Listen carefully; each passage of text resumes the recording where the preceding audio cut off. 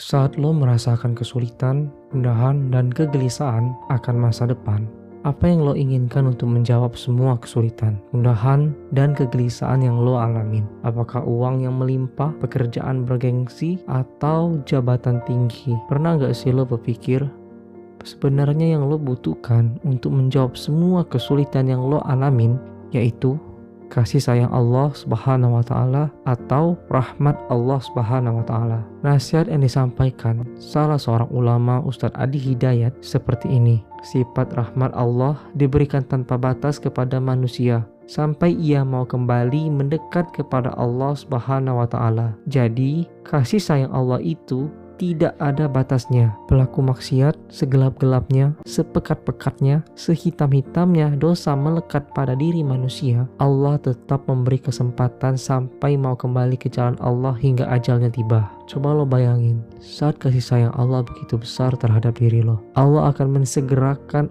untuk mewujudkan apa yang lo butuhkan. Kesulitan yang lo alamin akan ada kemudahan. Lo akan mendapatkan perhatian dari Allah atas setiap kegelisahan lo selama ini.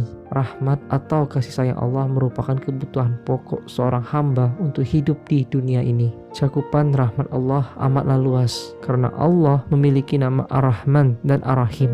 Rahmatnya luas meliputi segenap makhluknya. Tanpa rahmat, manusia akan binasa dan rugi. Dalam firman Allah, Quran Surat Hud ayat 47, Nuh berkata, "Ya Rabbku, sesungguhnya aku berlindung kepada engkau dari memohon kepada engkau sesuatu yang aku tiada mengetahui hakikatnya. Dan sekiranya engkau tidak memberi ampun kepadaku dan tidak menaruh belas kasihan memberi rahmat kepadaku, niscaya aku akan termasuk orang-orang yang merugi." Quran Surat Hud ayat 47. Rahmat Allah Subhanahu wa Ta'ala dapat diraih dengan cara-cara sebagai berikut. Pertama, taat kepada Allah Azza wa Jalla dan Rasulnya. Allah Subhanahu wa Ta'ala berfirman, Quran Surat Al-Imran ayat 132, yang artinya, dan taatilah Allah dan Rasul supaya kamu diberi rahmat. Quran Surat Al-Imran ayat 132.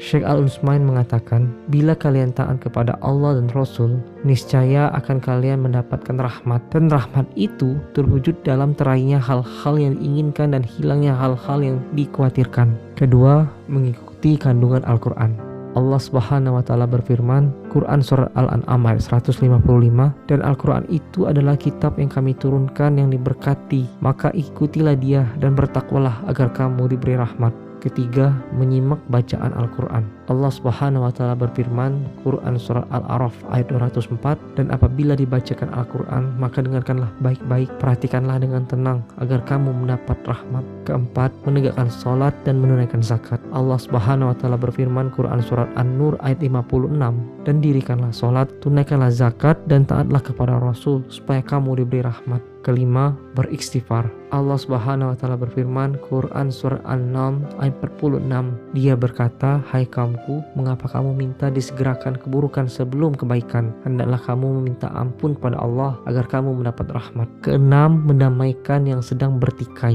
Allah Subhanahu wa Ta'ala berfirman, Quran Surat Al-Hujarat ayat 10, sesungguhnya orang-orang mukmin adalah bersaudara, karena itu damaikanlah antara kedua saudaramu dan bertakwalah kepada Allah supaya kamu mendapat rahmat. Kesimpulannya, menjalankan ibadah kepada Allah Azza wa Jalla dengan baik dan berbuat baik kepada sesama hamba Allah Azza wa Jalla dan menyayangi semua makhluk termasuk pengaruh yang muncul dari sikap baiknya kepada para hamba Allah Azza wa Jalla. Maka seorang hamba semakin besar ketaatannya kepada Allah, kian dekat dengan Allah dalam takarub pada Allah, maka akan semakin besar bagian rahmat yang ia dapatkan dari Allah Subhanahu wa Ta'ala. Selanjutnya, ada nasihat yang akan disampaikan Ustadz Abdul Somad, mengapa doa kita belum dikabulkan oleh Allah.